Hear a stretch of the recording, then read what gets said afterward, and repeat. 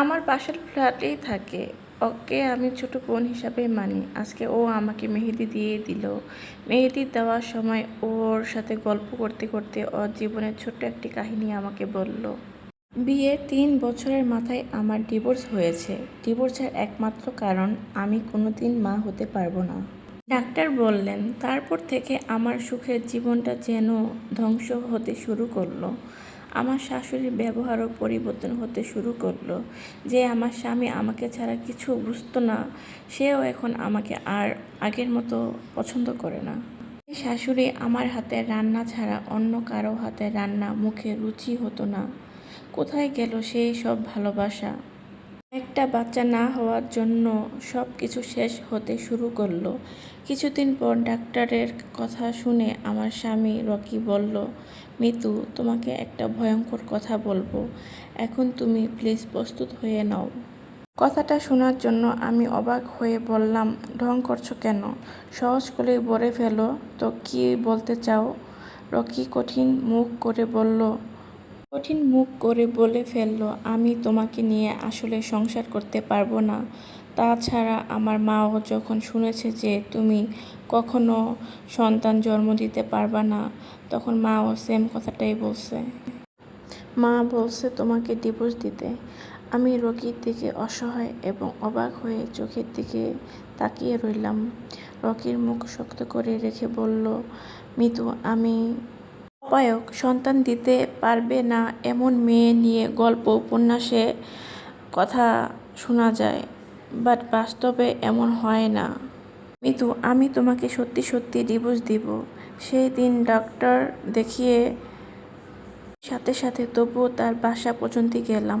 ভাবলাম, আমার এইভাবে বেহায়ার মতো ওর পিছনে যেতে দেখে আমার প্রতি ওর যদি মায়া হয়, তখন আর আমাকে ও ডিভোর্স দিতে পারবে না। কিন্তু অদ্ভুত রকম কাণ্ড হলো। বাড়িতে যাওয়ার পর সব কিছু শুনে মা বলল, রকি, তুই মিতুর সাথে ৩ বছর সংসার করেছ, ওর প্রতি তো আমাদের একটি দায়িত্ব কর্তব্য আছে। এভাবে তো আর ডিভোর্স দেওয়া যায় না। ডিভোর্স যদি দিতে হয় তাহলে দিবি। ২-৩ মাস যাক, ততদিন তোর জন্য আমরা একটি নতুন বউ দেখি। মিতুও আমাদের সাথে বউ দেখবে। আমি তখন ভীষণ রকম চমকে উঠলাম। পৃথিবীতে একজন নারী আর অন্য এক নারীর প্রতি এতটা নিষ্ঠুর হতে পারে তা ভাবতেও পারছি না। আমি এই বাড়িতে আর থাকবো না। কোনো ইচ্ছা হচ্ছে না আমার। আমি সঙ্গে সঙ্গে কান্নামাখা গলায় বললাম, রকি, আর কোনো মায়া দেখাতে হবে না। আমার প্রতি যথেষ্ট মায়া দেখিয়েছ। আমি এখনই চলে যাব বাসায়, মার কাছে চলে যাব। ভেবেছিলাম আমার কান্না ভেজা গলায় আমার স্বামী ও আমার শাশুড়ি আমার কষ্টটা একটু হলেও হয়তো বুঝবে। কিন্তু আমাকে অবাক করে দিয়ে রকির মা বলল, তাহলে রকি গিয়ে এগিয়ে দিয়ে আসুক। আমি বললাম, না, আমাকে কারো দিয়ে আসতে হবে না। রকির মা এবার রকিকে বলল, রকি, তুই তবে ডিভোর্স দিয়ে দে, মামলা ডিসমিস হয়ে যাক। রকি সঙ্গে সঙ্গে বলে দিল, তাই হবে। পরের দিন উকিল এলো বাড়িতে। সব কিছু জেনে ঠিকঠাক করে চলে গেলেন। ১ মাসের মধ্যেই নাকি আমার আর আমার স্বামীর রকির সাথে ডিভোর্স হয়ে যাবে। তারপর এই 1টা মাস আমাকে ওদের সাথেই থাকতে হয়েছে।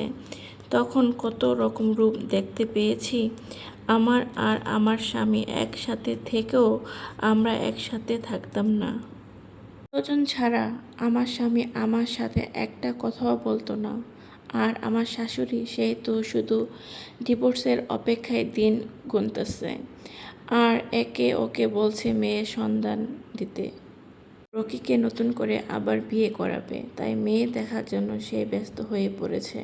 তো ওনাকে কে বোঝাবে যে সন্তান কে দিতে পারবে আর কে দিতে পারবে না, সেটা যে উপরওয়ালা ঠিক করেন। অবশেষে 1টা মাস শেষ করে ফেললাম।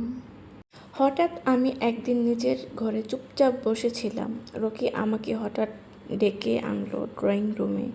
এসে দেখি উকিল সাহেব বসে আছেন। বুঝতেই পারলাম আমার এই বাড়িতে থাকার দিন শেষ। ডিভোর্স পেপার সই করার আগে পুরো বাড়িটা ভালো করে দেখে নিলাম।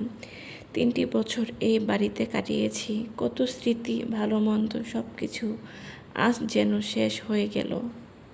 তারপর রাত করে বাড়িতে একা একা কোনো খবর না দিয়ে হঠাৎ করে ফেরার মা ভীষণ রকম অবাক হয়ে গেলেন। অবাক হলেন ভাইয়াও। মা ভয়ে কাঁপা গলায় বললেন, কি হয়েছে মিতু? এত রাতে যে তুই একা একা চলে এলি? মা, আমি সঙ্গে সঙ্গে কেঁদে উঠলাম। বললাম, মা গো, আমি একেবারে চিরতরে চলে আসছি। ভাইয়া অবাক হওয়া গলায় বললেন, মানে? আমি কাঁদতে কাঁদতে বললাম, রকিয়া আমাকে ডিভোর্স দিয়েছে।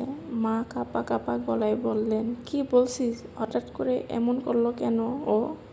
আমার সন্তান হবে না, এই জন্য ডাক্তার বলেছে আমি কোনোদিন মা হতে পারবো না। ভাইয়া একেবারে চুপ হয়ে গেলেন কথাটা শুনে। মা কাঁদতে শুরু করলেন আমাকে জড়িয়ে ধরে। আর আমি ভাবতে লাগলাম আমার কি উপায় হবে এখন। আমার জীবনটা নষ্ট হয়ে গেল এভাবে। সকালবেলা পরাগ এলো আমাদের বাসায়। পরাগ আমার ভাইয়ের বন্ধু, আমার প্রাক্তন। আর চাকরি ছিল না বলে তখন তার সাথে আমার বিয়েটা হয়নি। তার মা এসেছিল আমাদের বাড়িতে বিয়ের প্রপোজাল নিয়ে। আমার মা সেদিন বলেছিল আপনার বেকার ছেলের কাছে আমার মেয়েকে